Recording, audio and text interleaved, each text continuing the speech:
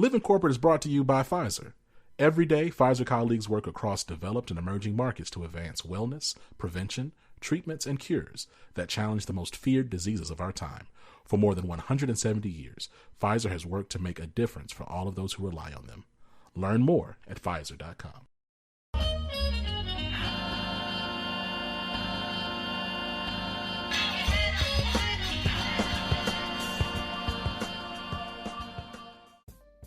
What's up, y'all? It's Zach. We live in corporate, and we here. We outside. You know what I'm saying? We outside. Shout out to a mentor of mine. We've been saying that a lot back and forth. We outside. You know, we outside. It's funny because it was really popularized and really made into a phrase. I really think popularized by Cardi B. I'm not going to say it was created by Cardi B. It was certainly popularized by Cardi B. And it was in relation to being outside in the midst of a global pandemic that killed millions of people. You know what I'm saying? But what I love about Cardi B, this is not a podcast about Cardi B, to be clear, even though, I don't know, Aaron, let's talk about it. Like, we might need to think about producing. I don't know. Think about it. Anyway, point is, this is not a podcast about Cardi B. But when you think about the phrase "we outside," there's a certain level of joy, rebelliousness, and a degree of carefree that I really appreciated about the phrase, right? Like, we outside, like, we moving around, we doing what we need to do. Yep, life is not perfect, the world is not perfect, but we gonna still move around, right? And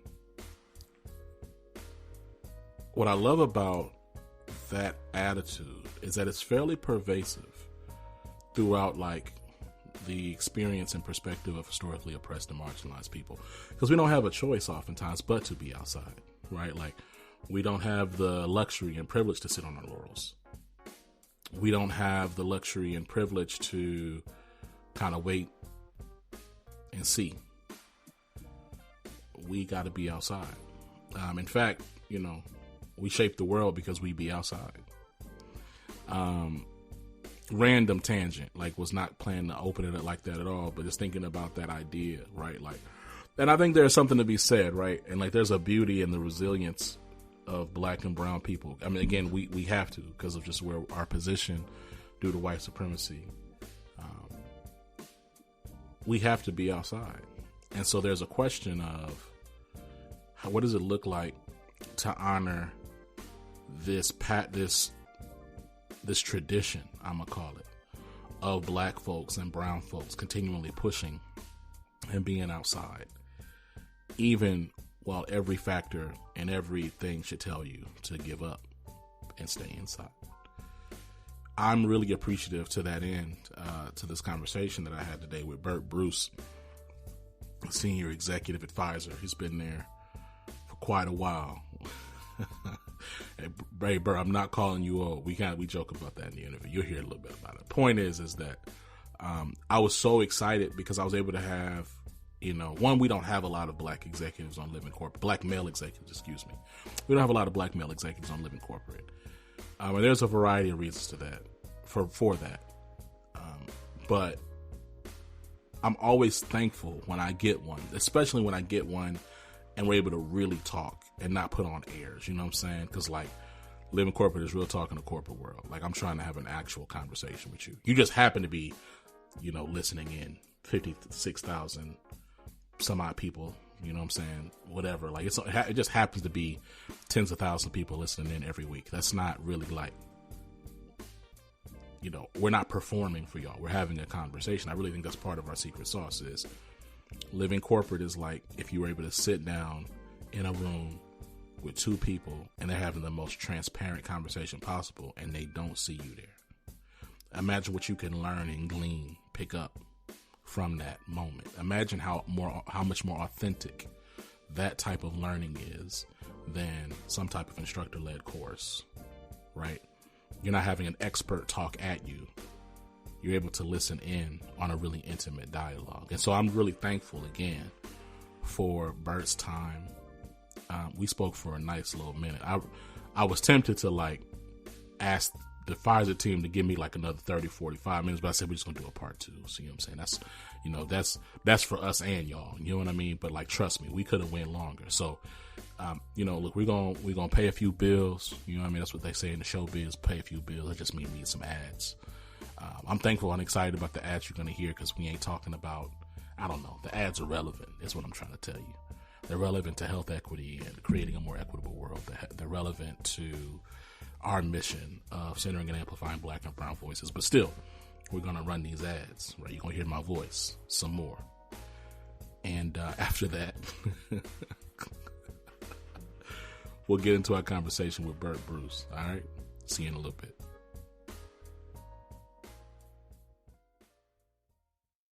Breast cancer is now the most commonly diagnosed cancer globally, but despite how common it is, it's often misunderstood.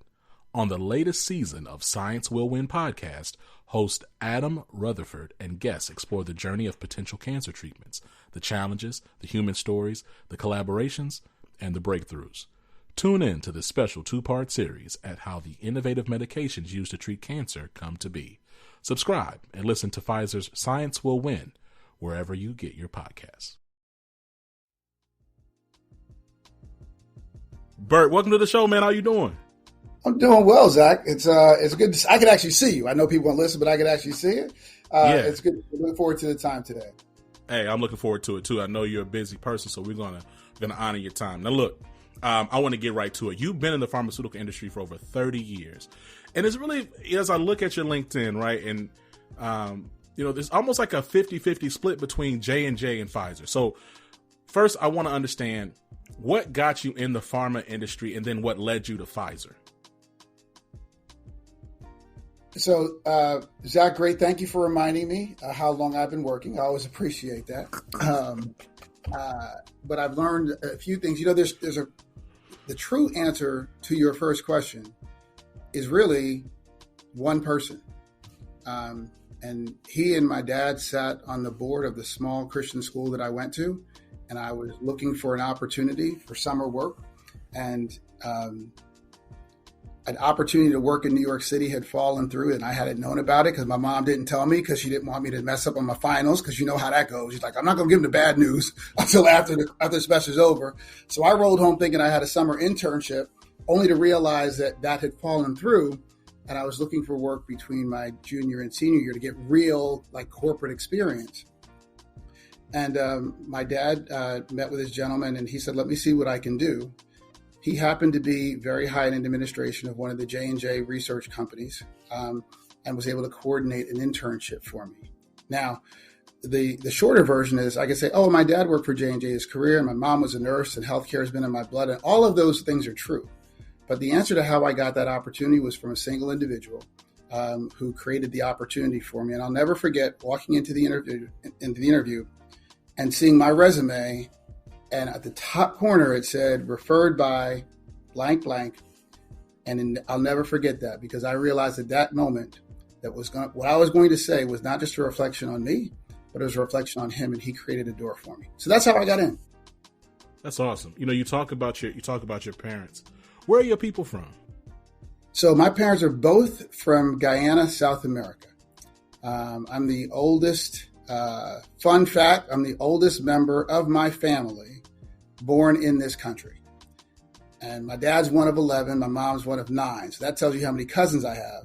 But all of them that are older than me were either born in England, the UK, or were born in Guyana. So that's the beginning of our journey. That's a beautiful thing. Now, and one, I appreciate you answering the question about, in terms of the length of your career. Help me understand, right? Because you was at J&J, you was killing it over there. I'm curious, from a variety of different lenses, but we'll keep it here first, and we'll go a little bit further. Is at what signaled to you that it was time for you to pivot from J&J to Pfizer? Yeah. So the one of the primary drivers was because it was never about leaving J&J. I never thought that I would leave J&J. There was never a desire to leave J&J. Some of it was if you go through the annals of J&J and you look at how corporations move, and sometimes some groups are in favor and sometimes some groups are not. And there was an underpinning of that. But I'm going to take it out of the political for a second, because one of the things I learned then was there were different ways to do different things. I always tell people this, like colleges, right? I'll sit in a big room with people, be like, look at us, we're all here today. How many people went to a big school? How many went to a small school? There are multiple ways to get to that pathway. And that was the mindset that I had Zach around global marketing, right? At that point in time, J&J had a centralized model for global marketing. So you stay in one place and you engage with the world. And Wyeth, which is where I went, which was later acquired by Pfizer, which is now you just see one name, they had a distributed model. So you literally went into the countries. And so I supported, and that was something very rich for me that I wanted to be able to have. I had worked and led a U.S. brand, and we'd had a lot of engagement with what happened externally in other markets, and I saw that global experience, and I wanted to be able to get it. I wasn't in a place where we felt it was the right decision to move the family, but I could get on a plane, and that's one of the key drivers. The other was the therapeutic area. I've been working in a therapeutic area that was similar at J&J and that Wyeth was also invested in, and so there were two drivers. One, the way that they did global marketing, and two, proximity to a therapeutic area space. What I appreciate about that answer is, like, you still had not only like more drive and things that you still wanted to do, despite you already sitting at a senior executive position, but also that there was a clear, that you weren't sitting on your laurels, right? I meet a lot of people, and a lot is loaded, but I meet people who've been in position for, they've been a VP or whatever for a while, and you ask them like really what they want or what they really want to do. And again, we talked off mic briefly about living corporate. Like, I've talked to a lot of people, like Bert, I talked to a lot of people, man. And so it's interesting. You ask some of these VPs, like, okay, well, what do you want to do? Like, they'll be like in their late 40s, early, whatever. They'll be mid-career. What do you want to do now? And they're like, oh, I'm just going to sit here, collect these checks. Or, I'm really looking to write a book and like speak and kind of do like have my semi-retirement thing. I just think it's really cool that you had a clear vision and a why as to the pivot to the next thing. So I guess my follow-up to all of that is, what has kept you curious in continuing to grow and learn? And like what has fended off complacency or just kind of being happy with, I'm not in your pocket, but just what keeps you going?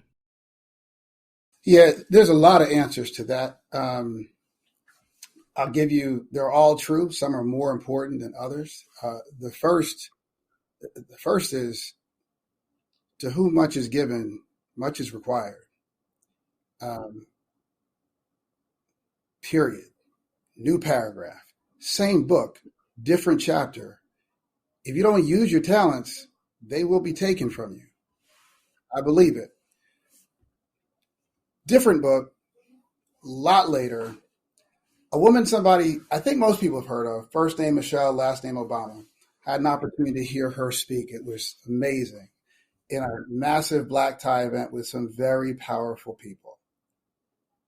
Her message, delivered as you could imagine only Michelle Obama could, was, if you are in the room and you have a seat, make a difference. And if you're not making a difference, get out of the seat.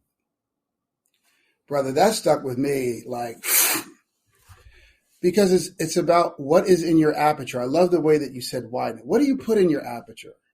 Yes, it's about your family and it's about legacy and it's about those things. But when you join, as I joined the healthcare industry, you sign up to make a difference in the lives of people, the vast majority of which you will never meet and you won't get credit for. And that's not why you're doing it.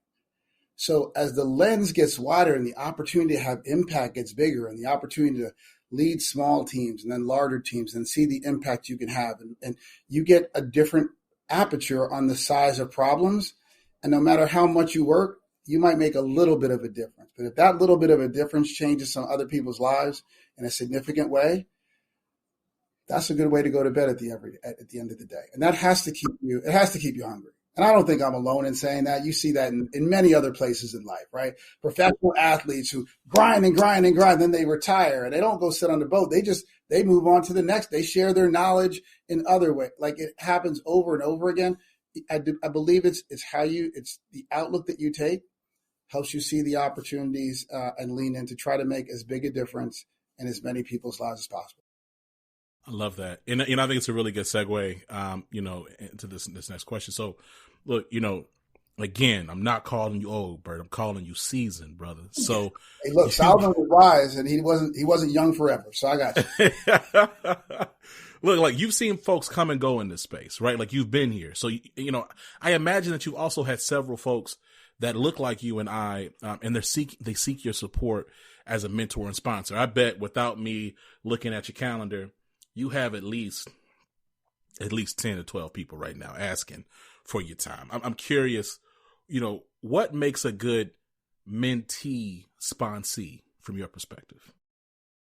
Yeah, so I think the easier question is the sponsee, because when you find yourself in a position where you realize that you are able to do that for others, that's the responsibility, right? There's people who, their version of the story was that they saw a little referred by Bert Bruce on the top of theirs. So you realize what that means in creating opportunity. And you want to be confident that the person that you're sponsoring, right, is going to do more than what the job is that you're trying to get them for. Do more than the responsibility. Do you understand the aperture of what is in front of you? Do you understand the ability to be able to give back? And you gain that through the conversations that you have with a mentor, right? Because there are times where we'll assign a sponsor. You want somebody to be a sponsor, but the truth of the matter, growing to that frame, is it still becomes about the trust and the understanding and the commonalities. Not that you're like me, but that you understand what it is that you need to understand and what you need to do and deliver for yourself and for others. And when you have that, the conversations become easier. They become more natural. It becomes easier to talk about things that are hard. It becomes easier to share things that are hard. How do you have tough conversations with your boss or with a team member or in a HR situation? Like when you really want to get to those areas where you want to do it right, you want to do it right because you're thinking of the person that is on the other side of the conversation. You're thinking about the impact for others. You're thinking about the environment that's going to look on you, and you're thinking about how am I going to be able to do the same for others in time. And what I've learned is just as those who did it for me, and I could give you them by name, did it far earlier than I thought I was ready for. That it's never too early. It's never too early. What I do see is too many people who feel like they need to follow the system or move to these roles and figure out, what's the right way to be able to progress. And you have a conversation with them with like, well, where would you like to go? Well, why can't you get there? And when you simplify it to what are you good at? What do you want to keep driving toward? Right? You probably heard this. You probably heard this 1,000 times, right? The difference between somebody looks at a job description and it's got 20 things and they do 18 of the 20 and they're like, I'm not ready. And then somebody else looks at that same job description. They see one, they're like, good, I'm ready. Right? Yeah. That mindset is real. And if you don't speak into it for what it is, right? It's a desire to go. It's the same list. And the list is designed to show everything that the role might need to be able to do. Not that when you get in the job, you're doing those things anyway, right? So it's my mind that says, do I got to be 20 for 20? But where'd that come from? Most of the times, the people we come from, they weren't C students. Let's be clear. We're not talking about C students. We're not usually talking about B students. We're talking about A students who occasionally got a B. So if you tell me there's 20 questions, guess how many I'm going to get right?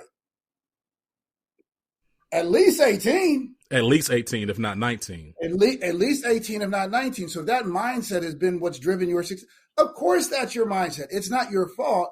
It's just a different test. So who has that conversation with you to go, it's not don't transfer that. Understand, what are you great at? What are you different at? And I think those conversations are happening more frequently, and they're very easy to wrap your head around. But if we don't have others, as they did for me, as I look to do for others, who explain it to you that way, then that aperture is never opened. And if that aperture is ever opened, then you're like, oh yeah, I've been here 20 years. I'm a senior, I'm a junior manager. And you're like, but you could be so much more. And like, what? Right. And so those are the kind of conversations, whether it's sponsor or mentee, the ability to, and some people grasp it and some people don't, and that's okay. But when you can see people who can grasp it, then you realize, as some did for me, right, that like, okay, I think this person will go and grow, right, and plant seeds that others will be able to flourish from. Yeah, I mean, it's interesting, right? So we're having this conversation, extending our Black History Month campaign. And really, again, like Living Corporate is all about real talk in the corporate world. One thing I'll say, Bert, is what I noticed. And like, I think this is applicable. This is a cross-generational thing. Black and brown folks that I engage formally on Living Corporate, but then also in just conversationally, right? Like, we have this thing where, to your point, hey, there's 20 things. We're going to hit 19. 20. We have these imposed limits or requirements that no one really no one told us that we had to do that, but they're internalized, from just, look, I was raised where it's like, look, you have to be twice as good to get half as much. They did this, and by they, let's be very clear, your white counterparts did this, you got to do da da da da. And like, that comes from a real place that is validated through American history. And at the same time, that can drain and burn you out and limit you way faster than I think we appreciate. Like, there's so many conversations where I have people, so I'm 33. So many people I talk to, Bert, and like, who are millennials like me, or even a little younger, and they're like, okay, I got to go get my MBA. Then I got to get, it's like, well, why do you need to get an MBA? Well, because I want to do this. I want to get this position. And to get this position, I want to make sure I learn this. And I said, well, and side note, no shade to MBAs, because you put your money in, you put your time in. Don't let me, I'm not trying to do that. What I am saying is, though, that like, I've also met several people who graduate with their MBA and they're like, okay, now I got to go figure out what I'm going to do. So, but we're conditioned to go, okay, well, this education or this certification or this thing will unlock something. But then again, like, I've had the privilege of talking to people on both sides. I was in Big Four Consulting before. Now I'm at Diversity Inc. And so like, before that, like when I was in Big Four, and I was talk to people who were in the MBA, and I say, okay, why'd you get your MBA? Because I'm trying, and I want to do da. And I say, okay, what are you going to do? Well, I guess I'm gonna go ahead and do Big Four for a couple years until I figure it out. And I'm like, but I thought you were doing the MBA to figure. So what are we doing? Right? It's like this. And so, I mean, you're absolutely right. I think it's all about having the right people in your environment. 'Cause we're talking about higher performing, like, again, the Black and brown folks that are typically engaging and working in these jobs. I'm gonna be honest. And, look, I think, Bert, I know that laziness is not racially exclusive. So I'm not speaking to that. I'm going to say, because I've been in like highly competitive environments. Typically, when I talk to people, and this actually extends to the Pfizer campaign and all the interviews I've had, when I typically talk to people that look like me, Bert, they've not only done what they're doing right now, but then they're doing like 20 other things. Like these are high performing, because just the environment they engage in doesn't allow for them to be anything less than that. So, it's about having the right people around you to help let you know, hey, look. 100. I was laughing as you were saying that, because that's absolutely the case, right? It's what you do. We talk about living corporate. That's where we're at. But it extends to every other place, right? It is how you wire and how you grow and what you do with your time. And again, it's that time, talent, treasure. What do you do with those three things, right? Help you find where you are and where you bring that. I was thinking back when I was 33, and I can still remember, and we were talking about a little about this about off air. right? There was a group of brothers, and we would get together literally once a month, sometimes twice a month, usually on a Friday night, as we were making our way and be like, what are we learning? What are we learning about how this whole, it was all biopharma, different sides of it. What are we learning about this, right? Because there weren't many that looked like us, that were above us to be able to have those conversations. We were having them with ourselves. As we then realized that we had gotten to that next level, it was like, well, you know what? It's time to be able to give back. It's time to be able to give back.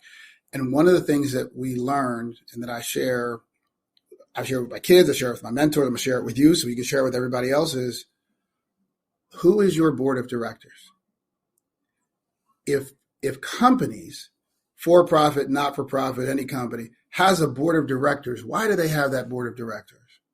To help guide them on where they're looking to go, to ask them difficult questions, to be able to give them the support, tell them they're on the right path. Okay, so why don't you as an individual have a board of directors who does the same thing? And now what does the composition of that board of directors look like? I don't mean what does it look like, black, brown, white. What does it look like as far as their knowledge of you? How do they know you? They know you personally. They know you from growing up. They know you professionally. What is that skill set? So you build a diverse, from every lens, set of personal board of directors. And now when you have important decisions to have, you go talk to them. You don't need to always talk to all of them all the time. Board of directors also have subgroups, right? You have the finance committee. Okay, well, who are the 2-3 people who know how to manage money? Have them be giving you advice on what to do with your money. Who are the people that really understand how organizations work? Ask them if this is a job that you should go for and what you're short on. So if you think about it that way, it allows you to keep, you asked this question earlier, you have to keep learning. You have to keep asking questions. You have to keep seeking to understand, okay, what's changing in the world above me? Because in order to get 18 out of 20 on that test, you got to put your head down and get it done. And as you get older, the ability for that skill set to drive your success individually or through others becomes a smaller percentage of the total. So what's the new stuff? What's the new stuff? I'm a communications minor. I'm a communications minor for one reason. In my sophomore year of college, I went to a small school. Dude from the basketball team, who I was like, I want to be like this brother. Sharp. Hey, he could play ball, which I never could. Baseball, yes. Basketball, fundamentally challenged. He came back to our business management class and said, here's what I've learned in my first year of business. I sat forward. And he said, I've learned it doesn't matter what you know. It matters what you can communicate that you know. And the next day, I became a communications minor. It made all of the sense in the world, right? But it's not about getting just the knowledge. It's the application of that knowledge. Okay, so now you got a communications degree. Do you refine it? Do you use it? How do you communicate? When is a story important? How do you use facts? I have a finance background. Being good with numbers and being good with words, not a bad combination, but how you get that through people to help them do what they can do to do for others, right? That's what's exciting about it. So I love what you're doing because I think about that as that little small group of 6 or 7 of us now at a whole different scale with a whole different frame to make a difference. So God bless you. Dang, I really appreciate that. I appreciate it, man. Now look, it's funny because, you know, I asked you about where your people were from. You talked about, you shared a little bit about that. You know, we both, we both deal with assumptions. People assuming things. They look at us, or they may ask a couple of questions and they make all sorts of assumptions. I'm curious, what do you think are some of the biggest assumptions you have faced in your career? And I want to double click on this from 2 lenses. One, I'd like to actually get your perspective on assumptions you faced from junior Black talent or Black professionals as you have conversations and they seek to engage you and vice versa. And then I'd like to understand maybe some key or big assumptions you faced from your white executive peers and how you've navigated those things. Yeah, they're good questions. I'm not going to have like blockbuster answers, but I'll tell you what the truth is. And actually, as I'm thinking about the answer to the first one, right, which is I don't know that there's been many assumptions other than like, right. And I've seen white colleagues go through the same thing, what I'm about to say. I've been accused of being an impactful communicator. The assumptions that I've had from both when you do that has been, well, you must have preachers in your family. For different reasons. Same comment, different reasons. Right? My perception from younger Black talent is like, you must have been founded and rooted in that. Not that you had to work at it. Not that you had to work at it, right? And from some, what has happened from senior white colleagues, as an admiration. But the expectation, were you rooted? Because I could see it. So it's the same point. No, I had to choose to get good. Have I always been what people might call extroverted? Yes, but being extroverted and being a good communicator are different things, because what you know, and you are, because you do this for a living, is a big percentage. I'm not going to quote a number because I don't know it, and you probably do, is how well you listen.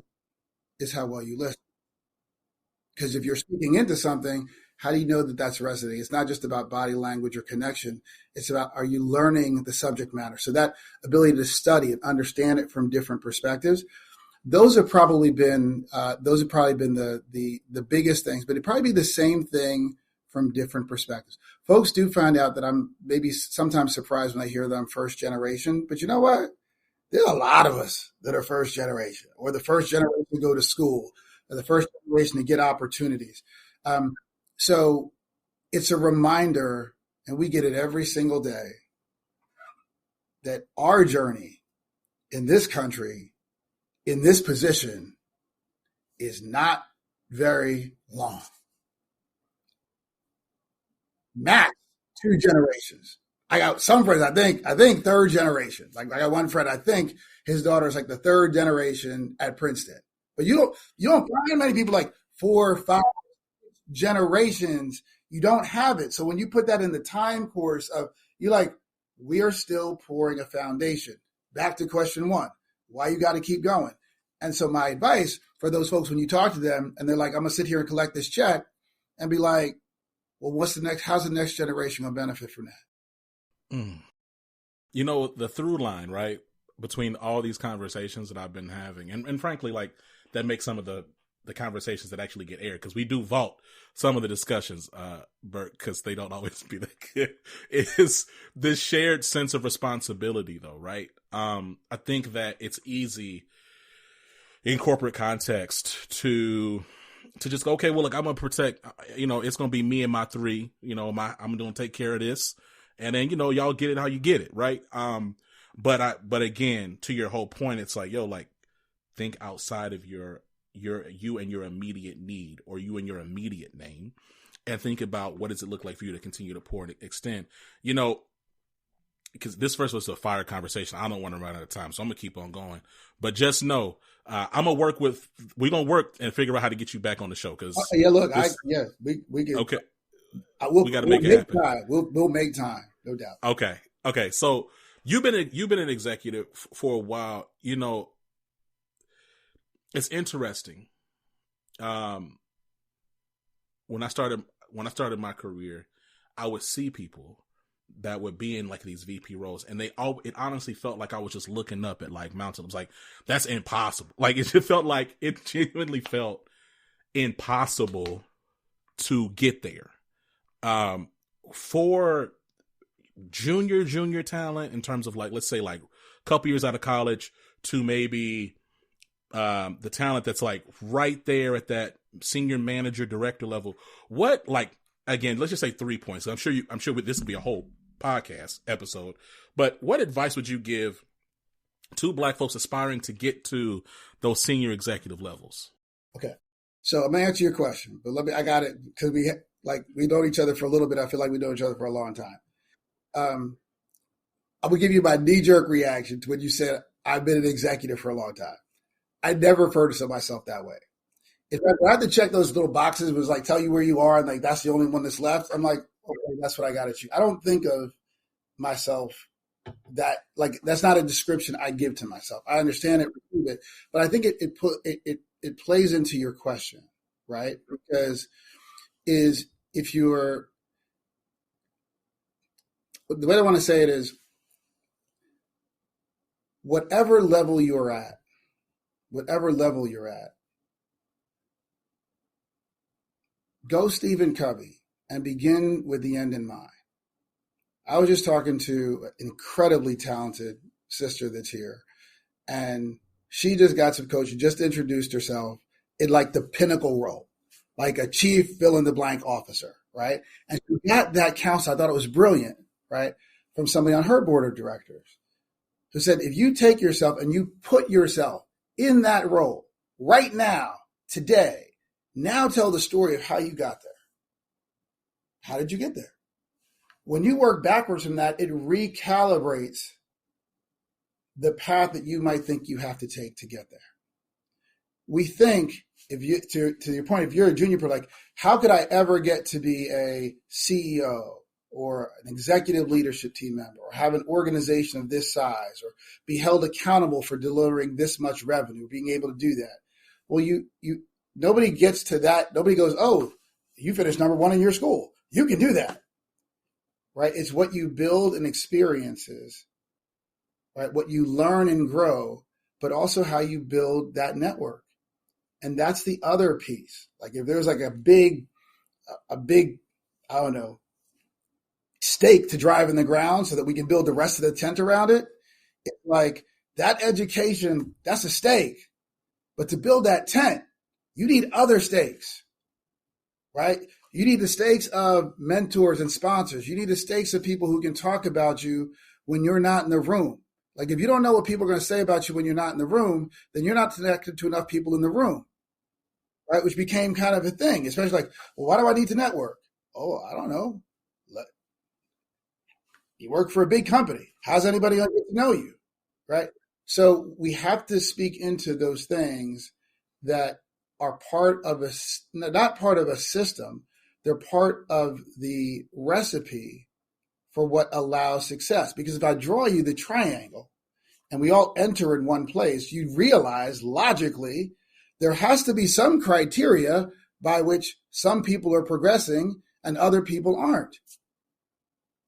Got to be something. Otherwise, it would look like a triangle. It would look like a rectangle.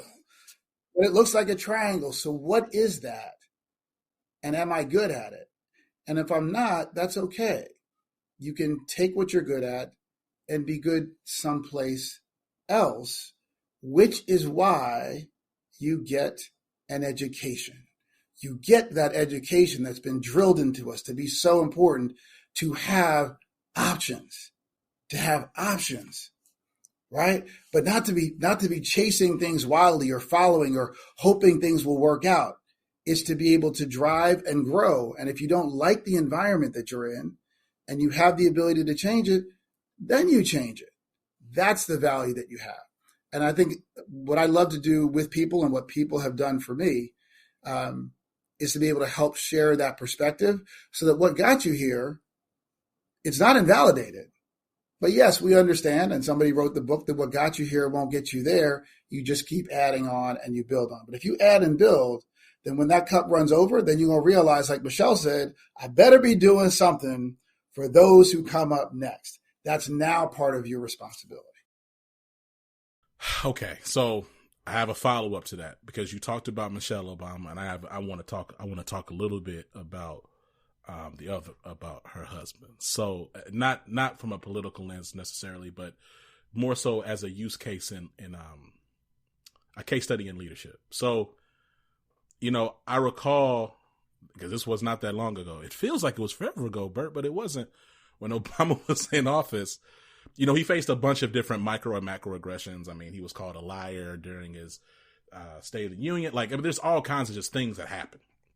And I recall during that time we had on, a bunch of different folks on Living Corporate, and we were talking. No, this was before that. Excuse me. But I do recall I brought this up though years ago on Living Corporate about the the resistance that many black men face. Certainly black women too, but you and I are black men, so we're going to have a conversation about black men in this moment. Resistance and resentment of black leadership. I want to talk to you, and again, as much as you feel comfortable, again, we're talking.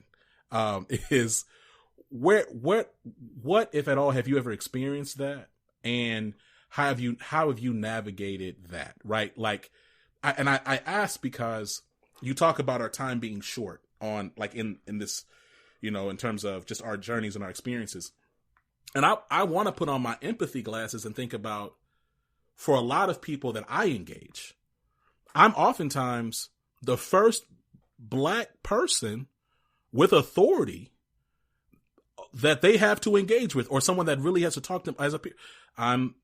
Here I'm the head of strategic growth at Diversity Inc. But then before that, I was a manager at Pricewaterhouse. So like I've been in positions where I'm walking into a room, and I might be, and they'll tell me later, hey, you're the first black person I've ever worked with. You're the first black lead. You're the first black person, black manager or leader I've ever had. And again, in moments of extreme vulnerability, and I want to honor that they are vulnerable in those moments. This is new for me. I'm curious if you've had any similar experiences. So the answer is yes.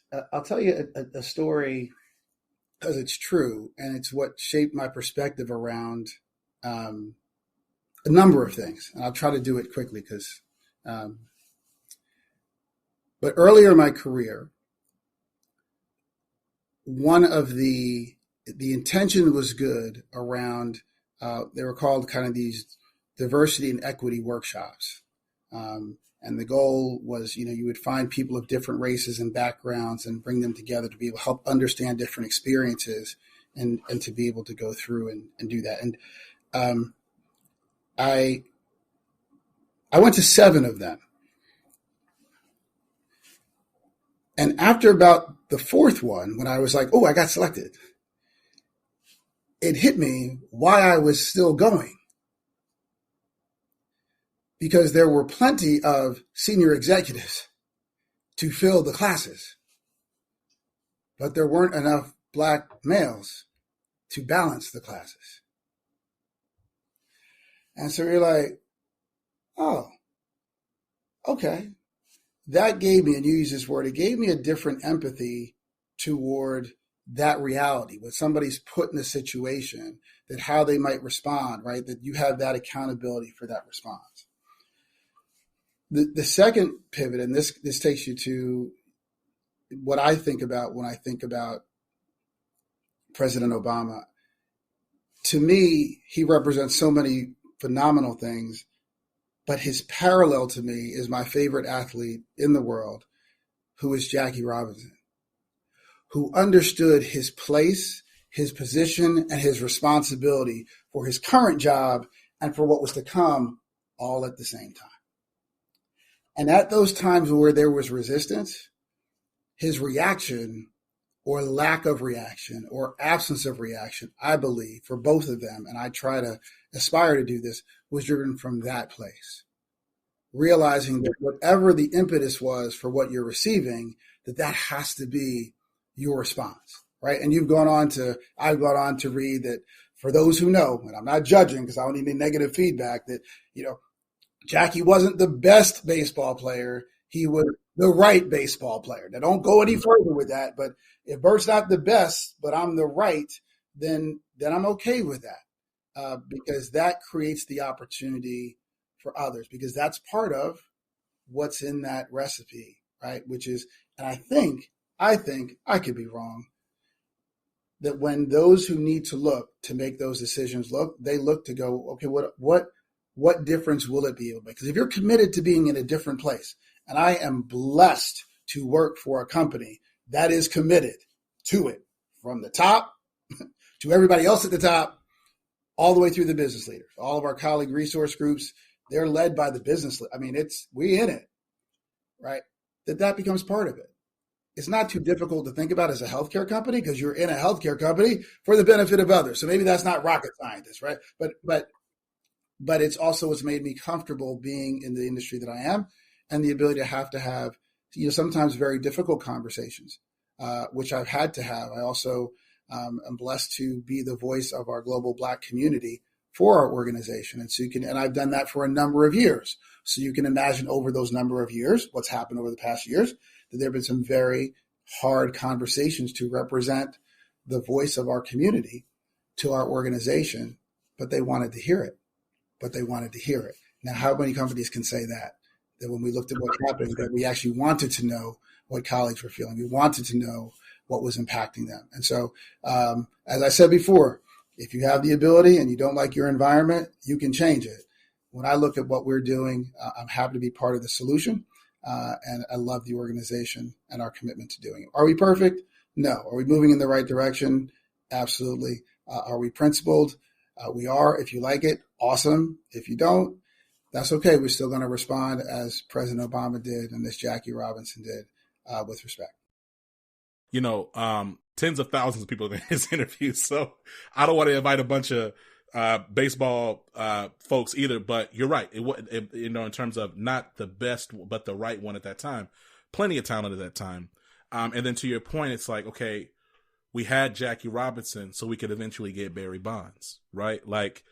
And so I think it's really dope and self-aware that even to say, again, because there's a generational dynamic here as well, Bert. Like, we're having this conversation of like you and others, like y'all came and did a bunch of things, and maybe you did or you did not push as much or react as much or respond to everything or every micro or macro aggression as you might have wanted to.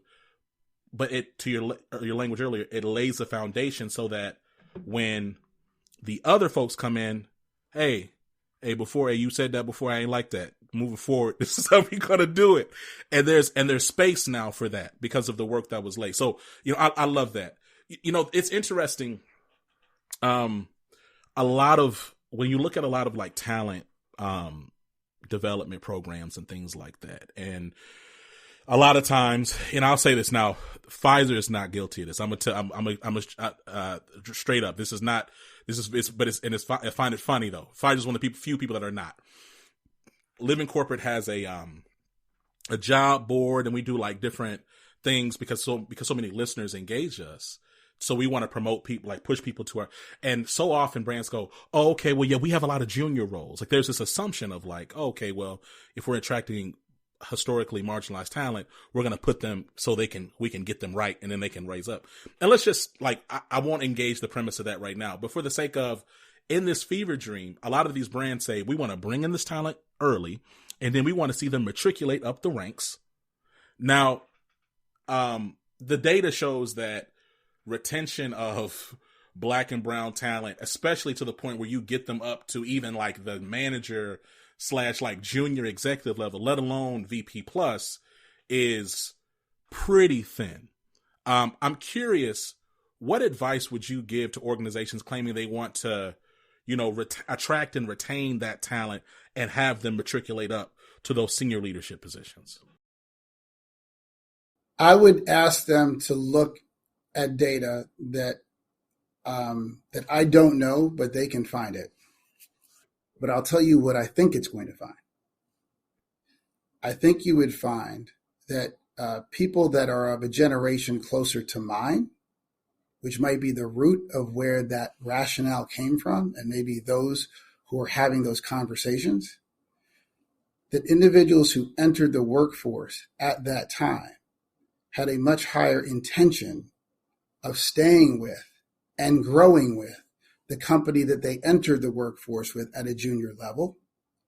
And so that strategy was valid, but it's not current.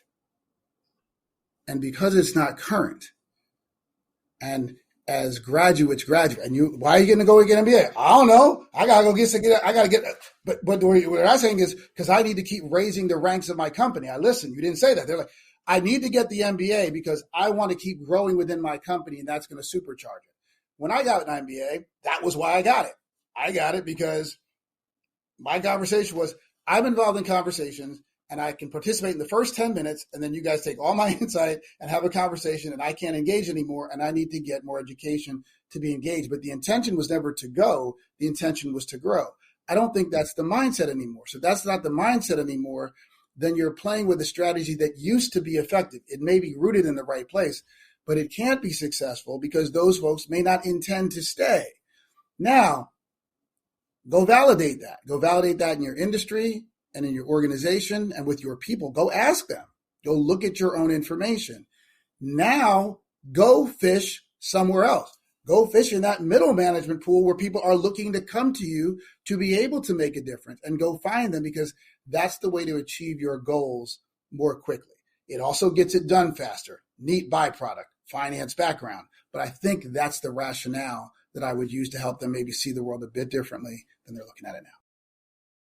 Man, Bert, look, this has been a fire conversation. I'm so excited. I'm walking away feeling really affirmed, not only in what I'm doing, but in Living Corporate's mission to center and amplify historically marginalized voices at work. We're recording this on the last day of Black History Month. But as you know, Black history is American history. Just to close us out here, you said you can name them. I'd love to hear more about just any people, any Black folks that inspired you to get into the industry that you're in, business in general, and that really continue to inspire you to keep going and see this work that you're doing as bigger and beyond yourself. Yeah, so I will also share that because it's the last day of Black History Month, that means it's the last day of February, which also means it's Rare Disease Day. And as you know, or will know, I'm blessed to be asked to lead the rare disease group here. A rare disease in the United States is defined as any disease that affects fewer than 200,000 people.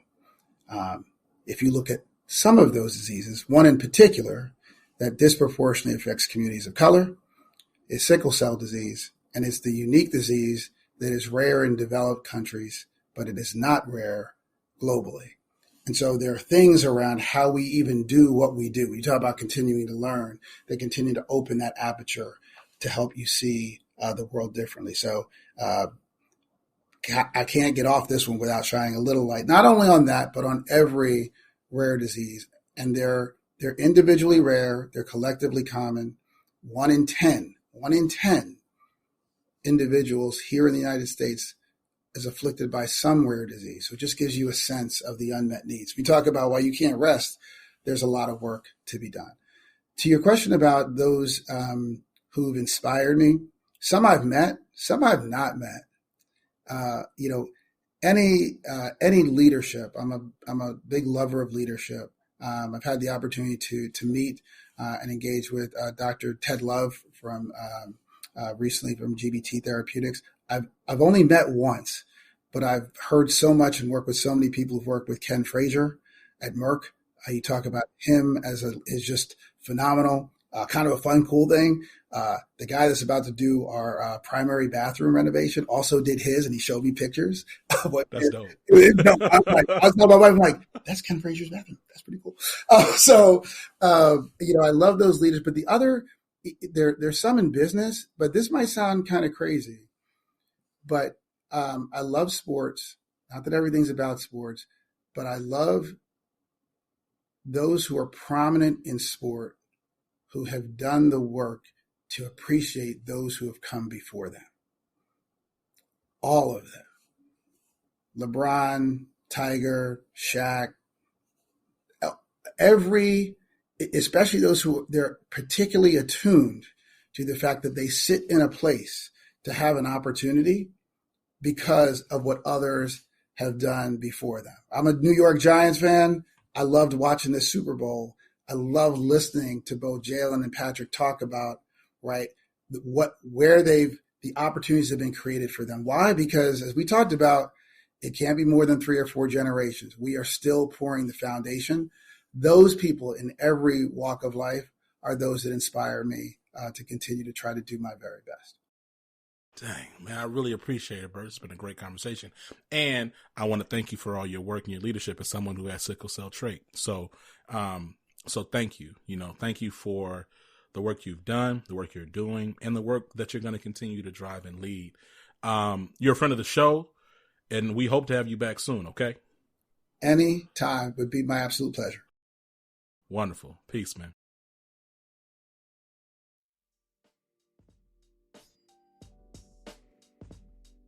See what I tell you. That was a fire conversation, right? I mean, come on. My goodness. Bert was dropping gems left and right. I'm like, sheesh, slow it down. I'm trying to pick stuff up. You know what I mean? You probably could tell there's some moments I wanted to go deeper. Just didn't have the time. It was just too good. You know what I mean? But shout out to Bert. Shout out to the Pfizer team. Really thankful for this dialogue, this conversation. There's so much to pick up. One thing I will say, as I think back on my discussion with Bert, and I think back on I just think back on the experiences and realities of just career management as a Black person and as a brown person, is being honest and giving yourself grace. Being honest with yourself and giving yourself grace will serve you much more than I think you appreciate. It got to the point for me, I'll say this, right? Because of just my own traumatic experiences that were racist experiences. My armor was to work faster and harder than everybody. So in my mind, I said, well, you can't say too much more about me if my work product is strong and if I get it out faster than everybody. There's a couple things wrong with that. First of all, racism, you cannot outperform racism. You cannot outperform white supremacy. If people don't care for you because of something you can't control, they're simply going to not care for you because it's something you cannot control. Right? And there's this racist narrative. It's also fictitious. It's also like fantasy driven, that you Black person at work can defend yourself against racism by performing well. But see, that isn't true. You can't fix something you can't control by over-indexing on something you can control. I'm going to say it one more time. You cannot fix something that is outside of your control by over-indexing on something that is in your control. What's going to happen is you're going to continue to work. You're going to grind yourself to dust. You're going to look up and say, well, wait, I did all these things. I did them way better than these counterparts over here. Why are you still treating me bad? And there's not going to be a logical answer besides the fact that they just don't want to treat you well. They don't want to treat you equitably. And you can't control that. And so what will happen is you'll drive yourself to the point of mental exhaustion and break because you are trying to keep things in control. But you can't control it. You cannot control how equitable you are treated. You can only control where you go to an extent. And you can control how you show up. But again, I've met several people much more gifted than I, better orators than I, more technically skilled than I, more educated than I, higher potential even than me, and were just treated bad because they were Black, not because of anything in their control. So, I do hope that you give yourself grace for the things that you can and cannot control. And my hope and prayer is that you have people in your community that encourage you to embrace grace for yourself. I know for me, I'm really thankful for some people. I'm not going to call them out because I didn't tell them about this podcast episode. I don't want people being caught off guard. But there's some people in my life who will, from time to time, pull up a mirror and show me my work product and say, you're doing enough. There's no pressure for you to keep on doing more. You've been going 90 and a 30. There's no need to go faster. And I'm thankful those same people actually encourage me to slow down. You know, I think there's always going to be work to do. Black person, I'm talking to you. There's always going to be work to do. There's always going to be something else for you to tackle. Something else that you could learn. Something else that you could create. Something else that you could do. I want you to know that you have permission to stop. You have permission to delegate. You have permission to ask for help. You have permission to slow down. So you can know where you're going and what you want. It's hard, but releasing some of those internalized pressures, it will do you and your health a universe of good, okay? Care enough about yourself to slow down. Care enough about yourself to listen to the people that are telling you to slow down. And care enough about yourself to know that you're enough right now. You're enough right now, just where you are. You are, okay? I love you. We'll catch you later. Make sure y'all check out all the information you want to learn about Bert. You want to learn about Pfizer, the dope work they're doing. Shout out to the work they're doing around engaging rare diseases. Shout out to the folks with sickle cell and sickle cell trait. I see y'all, and we'll catch up soon. This has been Zach. Peace.